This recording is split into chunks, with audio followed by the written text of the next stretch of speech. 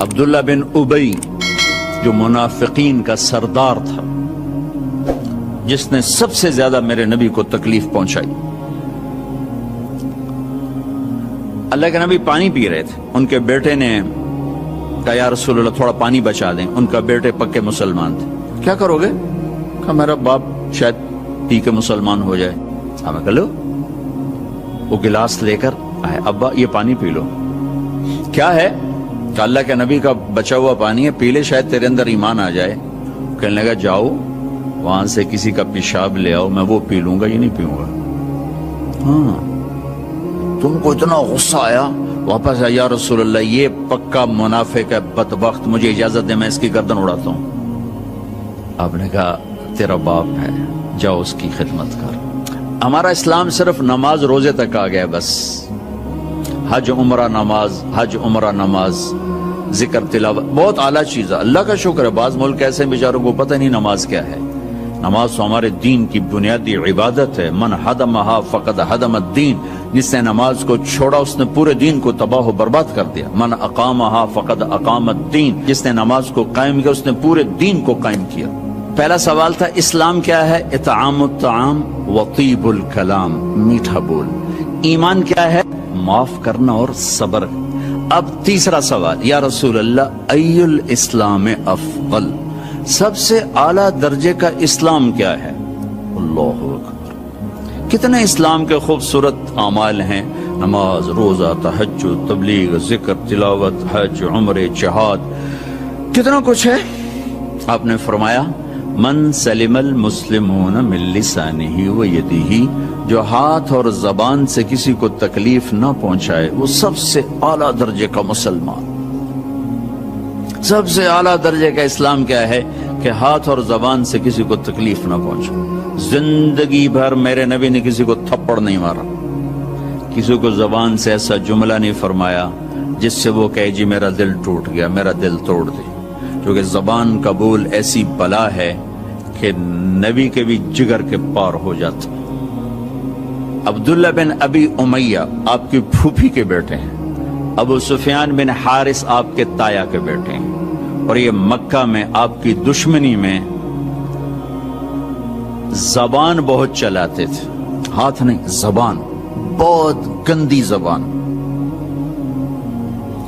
آپ مکے کی طرف آ رہے ہیں حملہ کرنے، عسفان پہنچے ہیں. یہ آج کا جو مین روڈ چلتا ہے اس پہ اوپر آتا ہے، وہ چھوٹا سا شہر ہے. تو حضرت عباس اپنی فیملی کو لے کر پہنچتے ہیں. تو آپ نے کہا بس تم آخری مہاجر. دروازے پر خیمے پر خادم آ کر اجازت مانگتا ہے، جی ابو سفیان بن حارث اور عبداللہ بن ابی امیہ حاضروں میں کلمہ پڑھنا چاہتے ہیں، اسلام لانا چاہتے ہیں. میں نے آپ کو اللہ کے نبی کے معافی کے واقعات سنائے ہیں، آپ کا ظرف بتایا، آپ کا سینہ بتایا. اب اپنے نبی کی سنو. آپ نے فرمایا مجھے ان کے اسلام کی کوئی ضرورت نہیں ہے، میں ان سے نہیں ملوں گا. ابو سفیان وہ ہے جس نے میرا دل چیر کے رکھ دیا شیر کہہ کے. وہ آپ کی نا برائی میں شیر کہتا تھا. اور عبداللہ وہ ہے جس نے حرم میں کھڑے ہو کر مجھے کہا تھا کہ آسمان پہ چڑھ جا اور 4 فرشتوں کو لے کر آ اور ایک پیپر لے کر آ. اس پیپر کے اوپر اللہ کی مہر ہو اور اوپر لکھا ہوا ہو کہ تو اللہ کا نبی ہے. وہ 4 فرشتے پیپر کے ساتھ آ کر گواہی دیں، پھر میں سوچوں گا کہ تو نبی ہے کہ نہیں. لیکن میرا خیال ہے میں پھر بھی تمہیں نبی نہیں مانوں گا. آپ نے کہا اس کا یہ بول میرے یہاں ہے، میں نہیں انہیں ملنا چاہتا، میں ان کے اسلام کو قبول نہیں کرنا چاہتا. تو سناٹا چھا گیا کہ زبان کا گندا بول کہاں تک انسان کو لے جاتا ہے. وہ کتنا بڑا میرے نبی کا سینہ ہے، جو اللہ کی وحی کو اپنے اندر برداشت کر لے، اس کا سینہ کتنا بڑا ہوگا. لیکن زبان کے بول نے تنگ کر دیا. وَلَقَدْ نَعْلَمُ أَنَّكَ يَضِيقُ صَدْرُكَ بِمَا يَقُولُونَ، میرے حبیب مجھے پتہ ہے لوگوں کی سخت باتیں آپ کا سینہ تنگ کر دیتی. اس شہد کے ذخیرے اکٹھے کیے جائیں تو اس زبان کے بول کی مٹھاس اس سے زیادہ ہے، اور میں اللہ کی قسم اٹھا کے کہتا ہوں 7 سمندر کے پانیوں کی کڑواہٹ کو اکٹھا کیا جائے تو اس زبان کے بول کی کڑواہٹ اس سے زیادہ ہے۔ ایک گندا بول سر سے لے کر پاؤں تک آگ لگا دیتا ہے، اور ایک میٹھا بول مرے ہوئے کو زندہ کر دیتا ہے۔ ساری زندگی میرے نبی پاک صلی اللہ تعالی علیہ وسلم نے کبھی ایک بول ایسا نہیں بولا جس سے کسی کو دکھ پہنچتا، جس سے وہ یہ کہے کہ میرے نبی نے مجھے میری بے اکرامی کر، مجھے بے عزت کر دی۔ اور گھروں کی زندگی میں آپ کی یو این او کی تنخواہ سے خوشی نہیں آئے گی، یو این او والوں کو بھاری تنخواہ ملتی، اس سے خوشی نہیں آئے گی۔ کسی کا گھر ہو، کسی مولوی صاحب کا گھر ہو، کسی یو این او والے کا گھر ہو، کسی بادشاہ کا گھر ہو، اللہ کی قسم خامند اور بیوی کا سلوک اور میٹھا بول خوشی لائے گا، اور کوئی چیز خوشی نہیں لا سکتی۔ شکل صورت بھی کچھ عرصہ چلتی ہے، پھر اس کی کشش بھی ختم ہو جاتی ہے، جوانی ڈھل جاتی ہے، زندگی مختلف ادوار سے گزرتی ہے۔ ایک چیز ہے جو سدا بہار رہتی ہے اور سدا بہار رکھتی ہے، وہ اخلاق ہیں، وہ اخلاق ہیں، وہ اخلاق ہیں۔ وہ آپ کا درگزر کرنا، آپ کا میٹھا بول بولنا، آپ کا محبت بھرا بول بولنا، آپ کا خطا سے درگزر کرنا، پکڑ دھکڑ طنز تانے، پوری زندگی برباد ہو جاتی۔ ساری زندگی میرے نبی نے کسی کو تانا نہیں دیا، ساری زندگی طنز نہیں کیا، کہ یہ دلوں کو چیر دینے والی چیز۔ گھروں میں خوشیاں دیکھنی ہے یا غیروں کے ساتھ خوشیاں دیکھنی ہیں، زبان کا بول میٹھا فرما لیں۔ پھر رمضان میں جو میں سارا اخلاق کہتا رہا، اور رمضان میں اللہ نے غریب کو کیسے ایڈ کیا ہے، میرے نبی نے غریب کو کیسے ایڈ کیا ہے کہ ان سب کے روزے باندھ کے رکھ دو، ایک روزہ میرے پاس نہیں آئے گا جب تک اس کی زکوٰۃ نہیں ادا کریں گے، اور غریبوں کو بھی عید میں شامل نہیں کریں گے۔ سبحان اللہ، کیا خوبصورت دین ہے میرا۔ غریب کا حصہ رکھو گے تو آپ تمہارا روزہ اوپر جائے۔ میرے نبی روزے یہاں کھڑے ہو جاتے، روزے یہاں کھڑے ہو جاتے، اوپر نہیں جاتے جب تک روزے کی زکوٰۃ نہ ادا کر دی جائے۔ یہ بھی اسی سے متعلق مضمون جو آپ کے پیچھے لکھا پڑا ہے کہ غریبوں کو شامل کرو اپنی خوشیوں میں، کہ ان کے گھروں میں دے کر آؤ کہ وہ بھی خوشی سے کھا سکیں، کپڑے بنا سکیں۔ جو ہمارے ہاں بتایا جاتا ہے روزے کی زکوٰۃ گندم کے لحاظ سے، اس سے تو روٹی نہیں پوری ہوتی، تو کپڑے کہاں سے آئیں گے؟ کہ ہم پوری سیرت کو نہیں جانتے۔ میں آپ کو اپنے نبی کی زکوٰۃ بتاتا ہوں کہ ہمارے نبی کس چیز کی زکوٰۃ دیتے۔ میرے نبی کشمش دیا کرتے تھے، کشمش۔ اب آپ ایک دفعہ مجھے ایک میسج آیا کہ کشمش ہے 3 کلو اور گندم ہے 2 کلو، 2 کلو تقریباً کوئی 150 پونے 200 روپے بنتا ہے، اور کشمش کا 3 کلو 2000 سم تھنگ بنتا ہے۔ ایک گھر میں 4 افراد ہیں، اگر ایک خامد، ایک بیوی، ایک بیٹا، ایک بیٹی، 4 افراد ہیں، کشمش کے لحاظ سے 8000 گیا، تو 8000 میں اس کے کپڑے بھی بن جائیں گے، اس کی سیویاں بھی پک جائیں گی، اس کی عید بھی ہو جائے گی۔ تو میرے نبی نے روزے کے ساتھ غریبوں کو شریک کیا، اپنی امت کے فقراء کو شریک کیا کہ ان کو بھی خوشی پہنچاؤ کہ اللہ نے تمہیں دیا ہے۔ انہوں نے فرمایا واللہ لا یؤمن، واللہ لا یؤمن، واللہ لا یؤمن، اللہ کی قسم ایمان والا نہیں، اللہ کی قسم ایمان والا نہیں، اللہ کی قسم ایمان والا نہیں۔ کون یا رسول اللہ؟ کہ جس کا پڑوسی اس سے تنگ ہو وہ ایمان والا نہیں ہے، جس کا پڑوسی اس سے تنگ ہو وہ ایمان والا ہے۔ پھر ہم نے کہا واللہ لا یؤمن، اللہ کی قسم ایمان والا نہیں، کہ جو پیٹ بھر کے کھائے اور پڑوسی بھوکا سوئے وہ ایمان والا نہیں ہے۔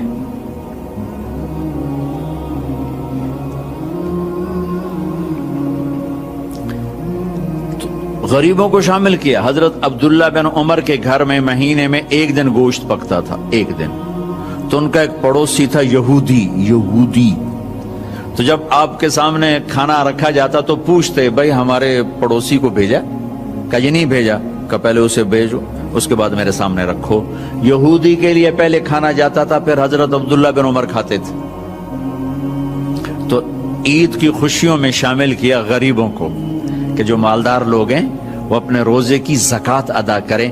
کشمش کے لحاظ سے آپ ادا کریں، ویسے تو آپ گندم کے لحاظ سے بھی ادا کریں گے تو آپ کا واجب ادا ہو گیا، لیکن کسی غریب کا بھلا کرنا چاہتے ہیں اور لوٹ کے بھلا آپ کے پاس آئے کہ آپ کا خزانہ اللہ کے پاس جمع ہو جائے. امام زین العابدین کی خدمت میں جب کوئی سائل آتا تو آپ کہتے واہ واہ اللہ تیرا شکر ہے تو نے میرے پاس سواری بھیج دی جو میرا سامان اٹھا کے میرے آخرت کے گھر میں پہنچا دے گی. کیا عجیب تعبیر ہے. اللہ تیرا شکر ہے تو نے میرے پاس سواری بھیج دی جو میرا سامان اٹھا کے میرے آخرت کے گھر میں بھیج دے گی. سائل آپ کی آخرت کی سواری ہے. تو اب سخی بن کے دیں, بخیل بن کے نہ دیں. اس سے اللہ کے غریب بندوں تک خوشیاں پہنچیں گی, دعائیں ملیں گی. تھوڑی دیر انتظار فرما کے ممبر سے اترے اور ظہر کی نماز پڑھائی. ظہر کے بعد پھر آپ ممبر پر آ گئے اور پھر آپ نے فرمایا کہ میں حاضر ہوں, کسی کی جان, کسی کی مال, کسی کی عزت پر میری طرف سے زیادتی ہوئی ہو تو میں حاضر ہوں. تو ایک شخص کھڑے ہوئے کہ یا رسول اللہ آپ نے میرے 3 درم دینے ہیں. تو آپ نے فرمایا یقیناً دینے ہوں گے لیکن مجھے یاد دلا دو کس سلسلے میں. تو انہوں نے عرض کیا یا رسول اللہ آپ کی خدمت میں ایک سائل آیا تھا, آپ سے سوال کیا تھا, آپ کے پاس کچھ نہیں تھا تو آپ نے مجھے فرمایا تھا تم دے دو میں تمہیں ادا کر دوں گا.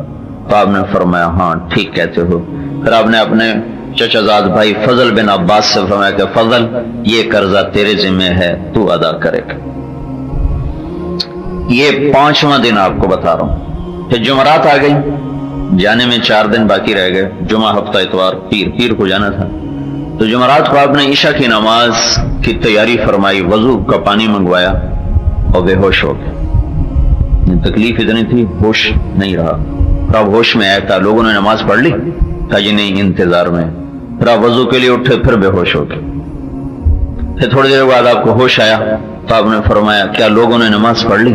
کہا نہیں یا رسول اللہ آپ کا انتظار ہو رہا ہے. پھر آپ وضو کے لیے اٹھنے لگے, پھر بے ہوش ہو گئے, بستر پر گر گئے.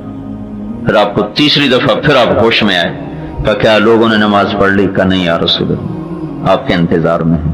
تو آپ نے کہا ابو بکر سے کہو وہ نماز پڑھائے. تو ابو بکر رضی اللہ تعالیٰ عنہ پیچھے تھے, عمر رضی اللہ عنہ آگے تھے, پہلی صف میں تھے. تو صحابہ نے سوچا نماز ہی پڑھانی ہے تو انہیں عمر کو آگے کر دی.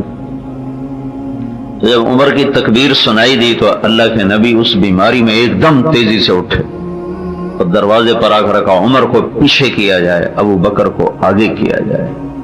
اس مصلے پہ اللہ ابو بکر کے سوا اور کسی کو دیکھنا نہیں چاہتا. اب اللہ الا ان یکون ابا بکر, ابو بکر کے سوا اللہ یہاں اور کسی کو نہیں دیکھنا چاہتا. تو عمر کو پیچھے کیا گیا, ابو بکر کو آگے کیا گیا. حضرت ابو بکر نے عشاء کی نماز, پہلی نماز پڑھائی اللہ کے نبی کی موجودگی میں. پھر جمعہ کی 5 نماز, جمعہ بھی پڑھایا. پھر ہفتہ کی 5 نماز, پھر اتوار کی 5 نماز 15, اور جمعرات کی عشاء 16, اور پیر کی صبح فجر 17 نمازیں اللہ کی نبی کی موجودگی میں پڑھائیں. اور ایک دن غالباً اتوار کو اللہ کے نبی ظہر کی نماز میں ابو بکر مصلی پر تھے تو آپ 2 آدمیوں کے سہارے پر مسجد میں داخل ہوئے. تو ابو بکر چونکہ یہ سامنے تو دروازہ تھا, اس سے آپ یہاں امام تھا, تو ابو بکر کو احساس ہو گیا کہ اللہ کے نبی نکل آئے. تو انہوں نے مصلی سے پیچھے ہٹنا شروع کر دیا کہ شاید اللہ کے نبی نماز پڑھانے کے لیے تشریف لا رہے ہیں. تو آپ نے ہاتھ کے اشارے سے یوں کہا کہ تو مصلی پہ کھڑا رہو, پیچھے نہ ہٹ. اور پھر آپ تشریف لائے اور ابو بکر کے یہ الٹی طرف برابر بیٹھ کر آپ نے ابو بکر کی امامت میں آپ نے ظہر کی نماز ادا فرمائی. گویا اشارہ کر دیا کہ میرے بعد میری جگہ پہ ابو بکر بیٹھے گا.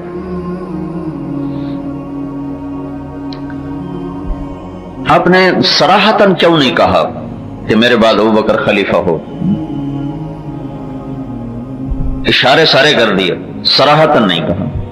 ایک حدیث میں آتا ہے صحابہ نے عرض کی یا رسول اللہ آپ کسی کو طے کر دینا کہ اگر میں نے طے کیا اور تم نے اس کی نہ مانی تو تم پہ اللہ کا عذاب آئے گا, اس لیے میں طے نہیں کروں گا. اشارے کر دیے کہ نبی کا سب سے بڑا منصب تو اللہ کا مصلی ہوتا ہے. اس مصلی پہ اپنی زندگی میں ابو بکر کو کھڑا کر کے اشارہ کیا کہ میرے بھائی یہ ہوگا. زبان سے نہیں کہا کسی کے بارے میں کہ کہیں امت پہ عذاب نہ آ جائے. تو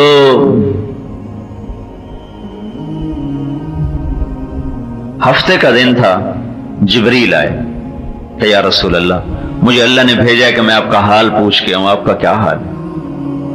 تو آپ نے کہا اجدنی مغمومن اجدنی مکروبن، جبریل بڑی تکلیف، بہت تکلیف۔ تو اتوار کو پھر جبریل آئے کہ یا رسول اللہ مجھے اللہ تعالیٰ نے بھیجا کہ جاؤ میرے حبیب کی عیادت کر کے آؤ کہ میرے حبیب کا کیا حال ہے۔ تو پھر آپ نے کہا اجدنی مغمومن اجدنی مکروبن، جبریل بڑی تکلیف، بڑے کرب میں۔ پیر کو پھر آئے، جس دن واپسی ہے اسی دن پھر آئے، یا رسول اللہ اللہ تعالیٰ نے مجھے بھیجا ہے کہ میں آپ کا حال پوچھ کے آؤں کہ آپ کا کیا حال ہے۔ تو پھر آپ نے فرمایا اجدنی مغمومن اجدنی مکروبن، تکلیف بڑی ہے۔ پھر اس کے بعد جبریل نے عرض کیا یا رسول اللہ یہ ملک الموت دروازے پہ حاضر ہو چکا ہے اور اندر آنے کی